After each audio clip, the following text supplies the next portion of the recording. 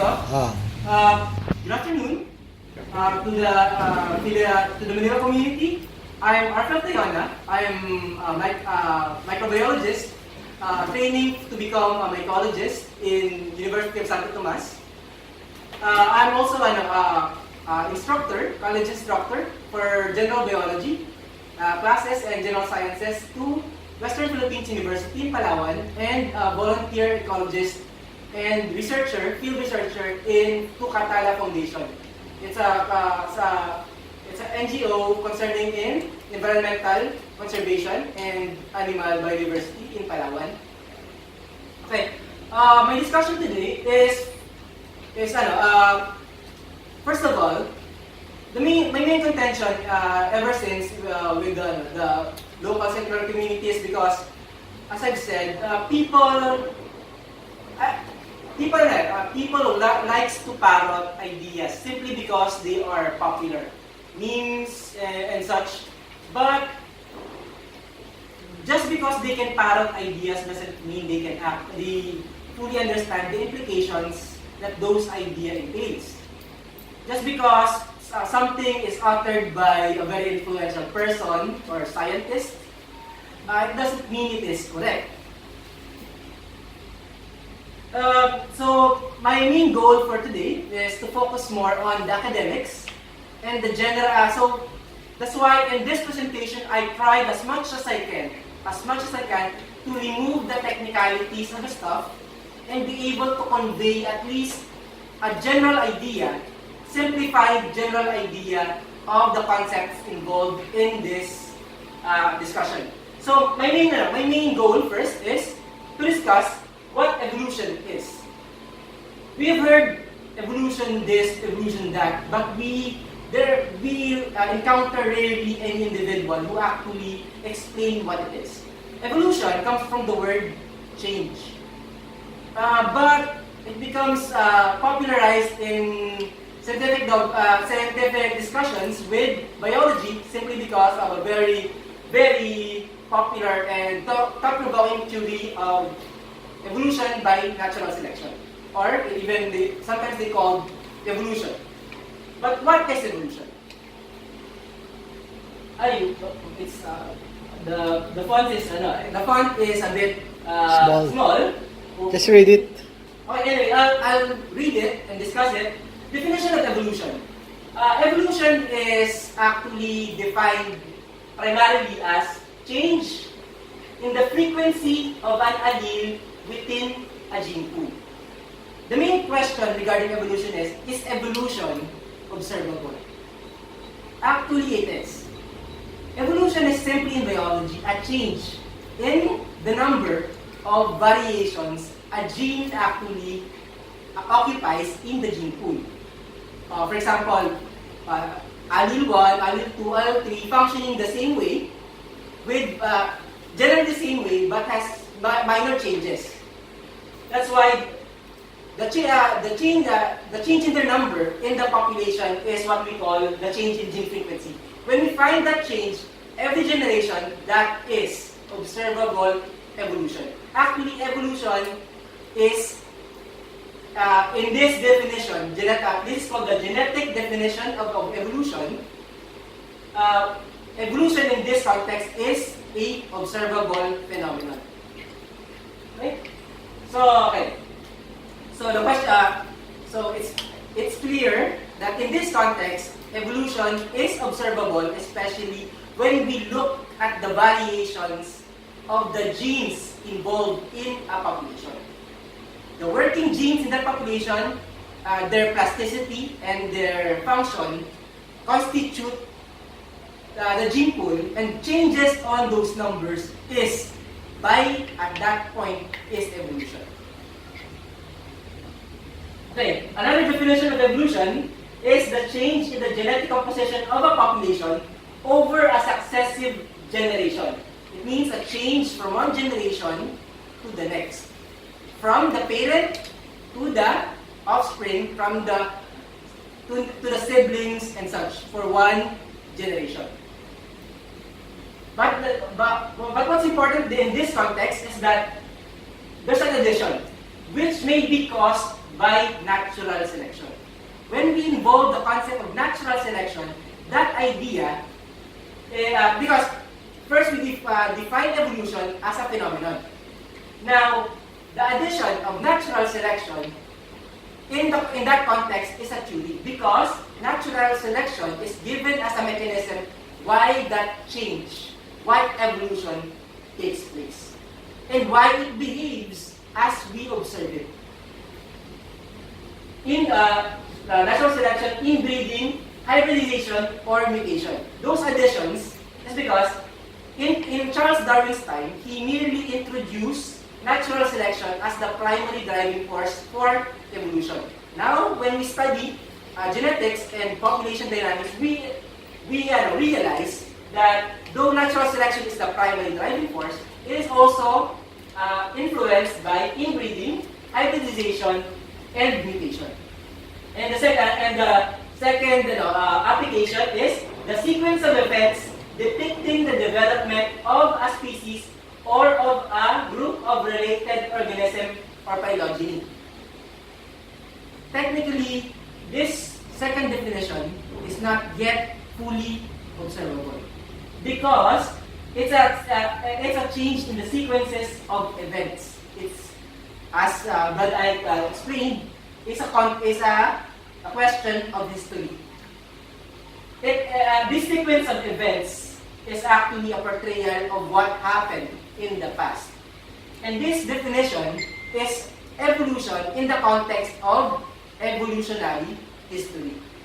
So when we discuss evolution, there is a phenomenon, a working theory, and a scientific model that gives predictions. The scientific theory gives the explanation for the mechanism. The phenomenon describes the phenomenon, and the model gives a prediction using the mechanisms of theory to explain past events or ideas that are not directly observable. Okay? So, the theory of evolution by natural selection. Actually, it's actually different. Remember, evolution is a phenomenon. But in this context, it's called the theory of evolution. There's a difference. Because in this context, it's now a theory. And what does it mean? It explains evolution, the phenomenon, by the mechanisms of natural selection. When there's a phenomenon, and there's a causative mechanism that is proposed to explain that phenomenon, it becomes a scientific theory, which explains the nature of the phenomenon. Actually, the evolution by natural selection is the thesis of Charles Darwin. What is natural selection? Natural selection is also again an observable process which involves these certain facts. There is variations in traits.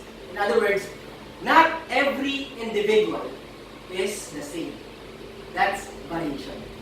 Traits meaning characteristics, biological characteristics. In other words, the variations in traits are differences in the biological characteristics of organism. That's a fact. There's also another fact. There is differential reproduction. As you can observe, even in human population, some families produce more offspring, some produce less. That's differential reproduction. Not every organisms, not every couple produce the same number of offspring. Okay? Those are observable characteristics. Another observable fact is there is heredity. It means that the traits or characteristics, biological characteristics of the parents is passed into the next generation to the offspring. That's, in general context, heredity. In effect, the more advantageous the trait, because there are different traits, therefore, those traits that are more advantageous becomes more common in the population because they affect reproduction. And because they are preserved from one generation to the next depending on the situation. That in summary is what natural selection is. So again, natural selection is an observable phenomenon. It is simply, I should have explained it in this way. See that there's variations in traits, the details, and those traits are passed into the next generation. But because there's a given environmental pressure, given the birds, which are the environmental pressures, the chance upon which those two different traits are passed from one generation to the next is not the same. And in the end, the traits that are most advantageous are preserved or become more common in the population. See, there's a change in the characteristics, and the modern synthesis is being caused by the genes. Because there's a change in the genes, there's a change in the trait, by that context and by that progression of phenomenons, of events, that by itself is evolution, the phenomenon. So another discussion of heredity. Heredity is the sum of all biological processes by which particular characteristics are transmitted from parents to their offspring. The concept of heredity encompasses two seemingly paradoxical observations. Because in heredity, it's called paradoxical because it has two opposing effects. One effect is constancy, meaning in heredity, characteristics seems to be preserved. That's why it becomes constant. But it is also observed that in heredity, generation from generation, there are variations or changes that occur. But one important concept that if I'm going to discuss this a bit lengthy, so I'm going to focus on one very simple idea, which is descent. Okay, I'm going to define descent. Tama? Right? I'm going to define descent. Descent, I only take the definition of descent in relation to lineage. There's a different number of application of the word descent, but I focus on biological descent because descent means the derivation of characteristics from an ancestor. And transmission or devolution of an estate, or the fact or process of originating from an ancestral stock to the descent of motherland and chimpanzees from a common ancestor. But what's more important is there's a parent generation, the ancestral, and the descendants, the offspring. Okay, I'm going to return to that later because this would encompass my general thesis for this. Yeah, for clarifications, evolution is a very complicated subject that I can't possibly condense in 20 to 30 minutes. So I'm just going to focus this, and I minimize the clutter to focus on this very idea, descent. Okay, life. Life is actually a very complicated concept. In general, it's simply defined as a distinctive characteristics of a living organism. The overall characteristics that separates a living thing from a non-living thing, that is called life. But the problem is, it's very subjective. So there's a question with NASA, what would it take for NASA to determine if they actually discovered life? So they simplified it further to make it more specific and defines life as a self-sustaining chemical system capable of Darwinian evolution. It would be circular if I'm going to use it as the main premise because it assumes Darwinian evolution. But just to maintain that at least, not everyone agrees of this definition, but this definition, the chemical definition of life, is actually applied by at least a number of notable professionals. Life is simply a self-sustaining chemical system capable of biological or Darwinian change. Okay. Let me discuss complexity by our best friend Arfel. Don't worry. Remember Arfel? Alright. Complexity. the main contention about things is, can complexity be formed from simple processes? A snowflake, for example, is actually this entire structure. If it's seen as an artwork, looks designed, looks complex. It has repetitions. It seems to have digital characteristics, informational specific characteristics. And if you give it to an artist, and if you know an artist made it, you would assume design. I'm just trying to highlight that complexity and design is very hard to determine, almost impossible, if we actually don't know who created the structure. And we don't know the intentions of the structure. And because we don't know a lot about life itself, it is safe to assume, for simply the honesty that we have, that I don't know who made Harambe. I don't really know, just by looking at them, what are the processes that caused Harambe. By acknowledging our ignorance and applying what we at least can honestly say from the snowflake, at least we can tell that it is possible that nature can produce Harambe. It's an assumption. It's very it's a jumping to conclusion to simply say that something, because it's complicated, it is impossible. Because when we do that, we are assuming something that we actually haven't actually observed. We actually don't fully know. What we know is that nature exists. Processes in nature happen, like the snowflakes. That's what we know. And it's safe to infer that natural processes can also cause Harambe. That muscular, great, beautiful creature. What about you replace Harambe with the cell phone? I'll discuss that later. About the cell phone and the pictures, I'll try to discuss it later.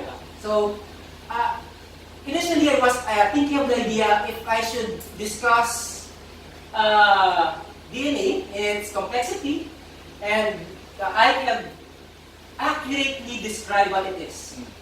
It's composed of two backbone molecules composed of 4 nucleotides, sequence that has specific sequence and as far as we can tell, informational code.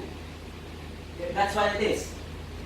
It has adenine, thymine, guanine, cytosine. That's what we see. Okay, that's what we see. What we know is this complexity, this structure, it is at least complex. And it is, at least from what we can see, a molecule. Okay? At least that's sure. And it's composed of 4 general nucleotides with specific, at least what we see from it, a specific sequence. Okay, it's okay. What we can see simply the sugar phosphate backbone. It's just the description of the backbone. But what's important is the differences. What I called in this discussion as coded information in the sequence of the DNA. But that's what's very important here. Okay. But what I'm trying to highlight is this thing, the DNA, is a molecule, just like water that is in that stove. So, now that we all agree that DNA is a sequence, now we now try to apply NASA's definition of life to the DNA and reduce life and all its complexity into a chemical sequence of the DNA. And what you can see, there's a parent molecule that has this sequence.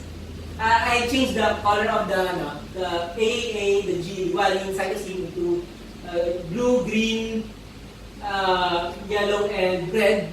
just to highlight that they are sequences, and I put them in a configuration so that they are easily observable.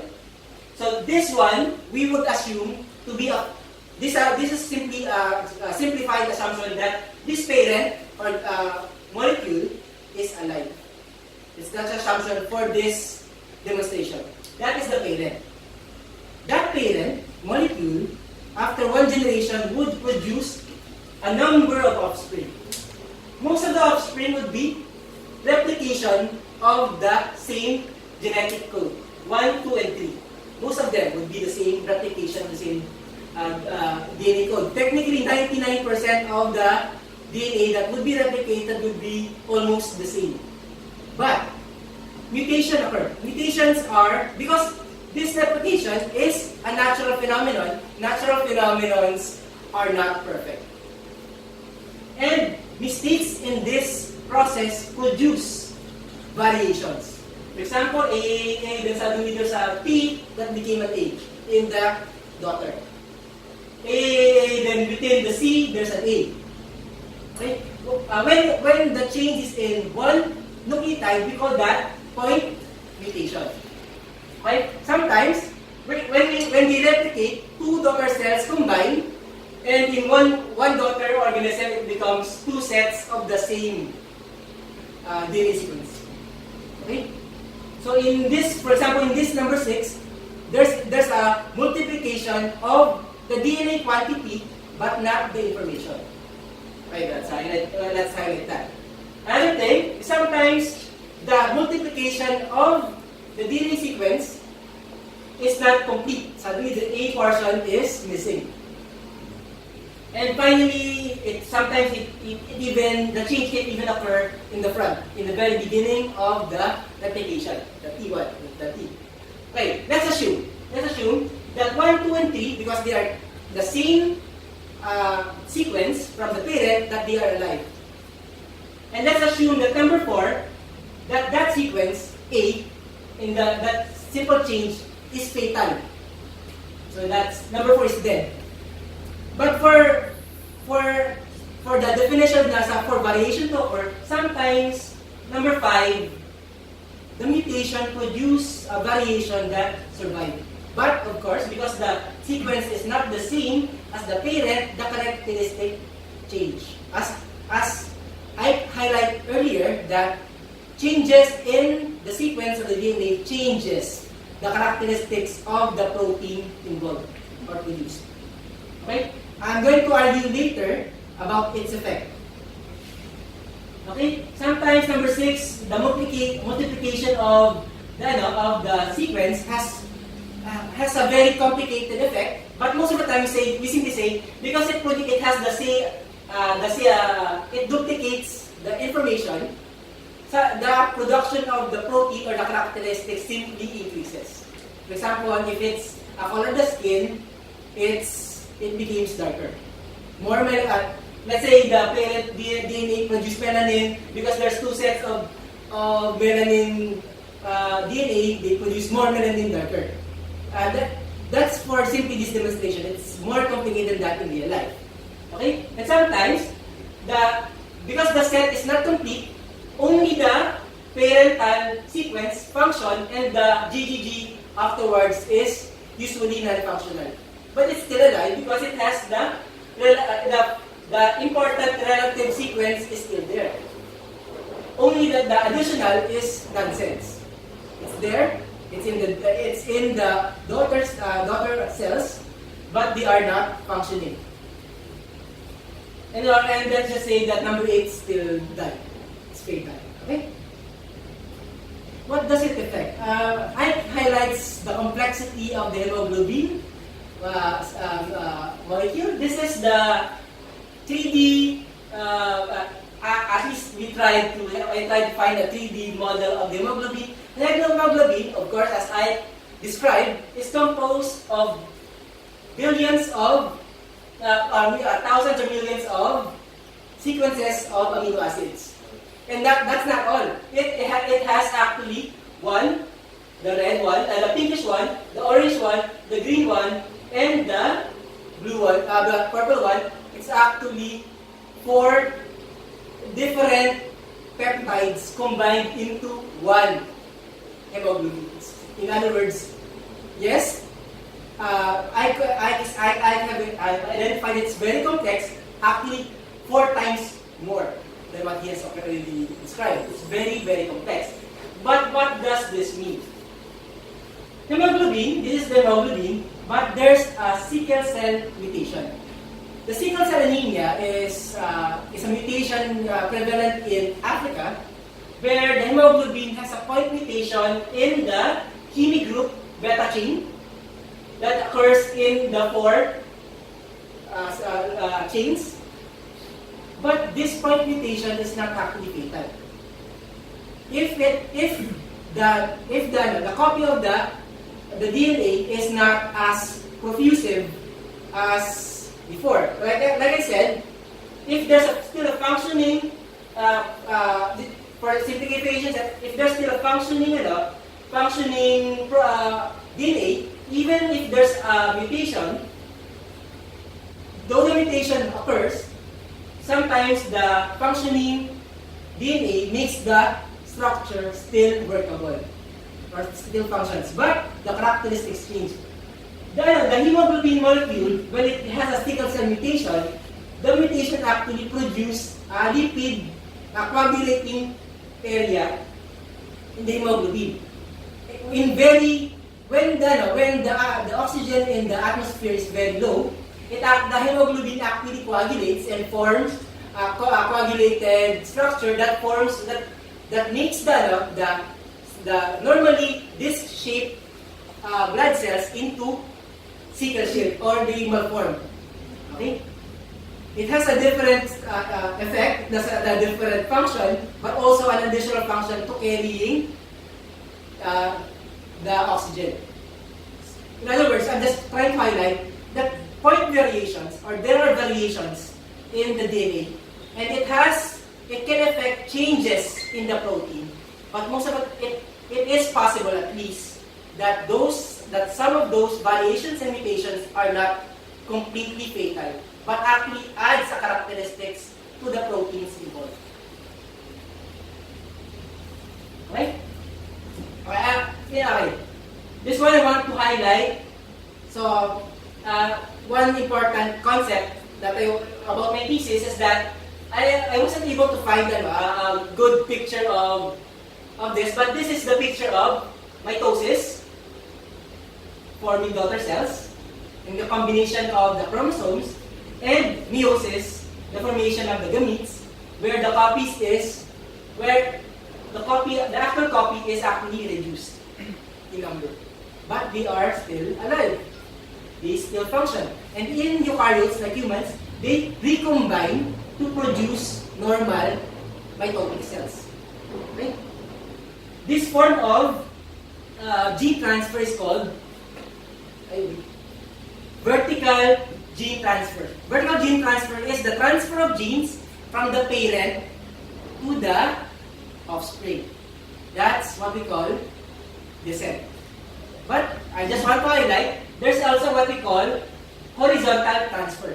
And horizontal transfer is actually very prevalent to this insert. This is a picture of 2 bacteria exchanging DNA molecules. One of the information they actually exchange between different organisms is antibiotic resistance. That's the reason why. It's one of the reasons why antibiotic resistance becomes very prevalent once it was established in a population. Okay? So, in other words, but what's important here? See, I'm gonna highlight it later. This one is the important here. Descent. The genes of the offspring is almost always similar to the genes that it receives from the parent. And even the genes from the exchange in the horizontal transfer, the similarities is caused from technically descent. In other words, as far as we can tell, organisms have similar genes when the genes is actually came from the same source. That's the point of descent. It is the only observable natural phenomenon, replicably observable phenomenon, verifiably observable phenomenon that caused this. Let's see. This is our fingerprint, DNA fingerprint of a mother and a child. You can see. But there are 3 possible fathers. Which one is the father? The one that shares similar genetic markers or genes. That's the father. See, that's most likely number either 1 or 2. See? See the line? Oh, one. Dalawahin pa. Given, this is the assumption. Given different possible fathers, the one that has the most similarities with the offspring is given the higher probability of being the father. Okay. Why? Because again, the offspring shares the similarity of the genes of the offspring always comes from the parent. That's why in the primate evolutionary theory, we discovered that we share 98.7% similar genetic markers with the chimpanzees and the gorillas. There is no other observable process that causes these similarities. So we are limited to the only known mechanism that we can find, which is descent. So, for most scientists, the best inference from this observation of similarities is that all of this group sharing similar genes came from one ancestor. Because most likely, the similar genes that we share came from that ancestor. Of course, it's not always similar because, as I said, heredity also contributes some variations or some changes. But what's important is that the similarities must be heritable, came from the parents.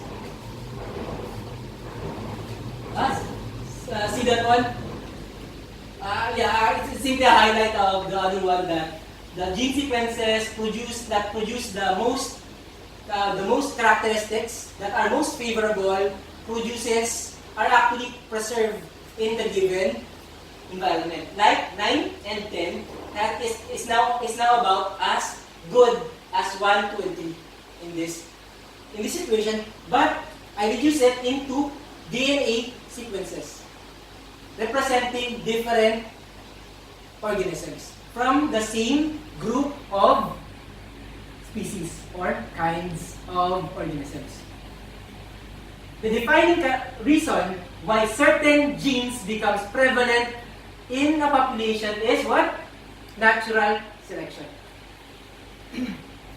And so, we now have at least, for us, a general inference where Harambe and myself is in this genealogy. That we are members of the same genealogical or evolutionary group. Okay? Sorry for being redundant at that point, simply because I'm trying to make this as clear as possible. Why we have that inference about the evolutionary group. Again, I want to clarify, this is a more accurate picture because we are not direct descendants of Harambe's group, but we actually share common ancestors in the past, which causes the similarities between our genes. And then it is the reason why we also share genes that are not similar with Harambe because we are not ancestral to Harambe. But we share those same genes because we came from the same ancestors. And here we come. Here now we arrive at the point.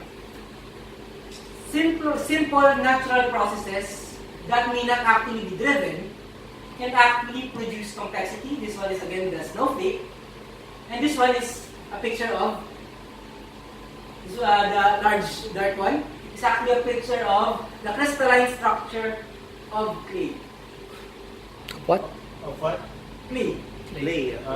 Putik. Mud. Using pottery. Okay. When you put electron microscope of it, that's it. See, it's actually millions of times more complicated than this one. But we ignore it because it just looks like clay from our view. But complexity exists. And this complexity, this much complexity, is actually simply a repetition of simple natural crystalline structures. We cannot, are we going to say that that one and that one is as designed as this one? A picture of a bacteriophage. At this point, to be honest, we don't know. That's the honest answer at this point. But we can make inferences based on what we have observed, what is available to us. Okay? I have to go soon. So here again, like I said, we're going to highlight the problem with design a spacecraft from the design of a natural molecule, substance that complexity without knowledge of the designer and its intent is almost impossible to make, and usually is dishonest to actually make or to assume. Okay? Also, here's another thing. Intelligence and artificial intelligence.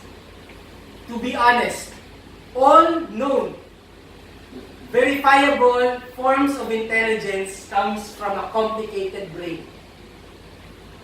And all known artificial intelligence comes from a complicated set of computer software. What we can infer is that it seems intelligence is not a characteristic independent of complexity or complex structures, but is actually contingent from it.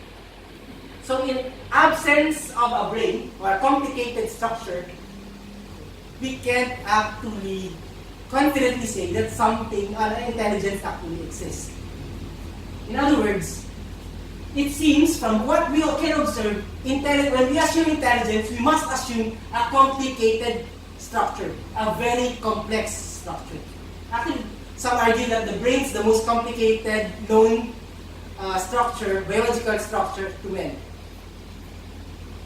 Okay? And here's another point, just I was trying to infer. Another contention about evolution is that the second law of thermodynamics, that the value of entropy in a closed system increases through time. Okay, I'm just going to highlight that this is the solar system. As a closed system is a system that does not allow energy from leaving or entering. That's a closed system. And can you see the Earth is not a closed system because it receives energy from the sun. So from this example, using the Earth as a closed system, it's not a closed system, evidently, but the closest that we can at least infer is that the entire solar system is at least as close to a closed system as possibly we could. So here is the S here is the value of entropy. Before, the value of entropy here is 200. Let's say 1 billion years ago, the entropy is 200. Now it's in 500. But here's the point. It follows the second law of thermodynamics. The entropy in the system increases over time. But here's the point. How about the after? This the last one in that one. You see, it's the value of entropy is still 500. But what's that decrease in entropy, the 50?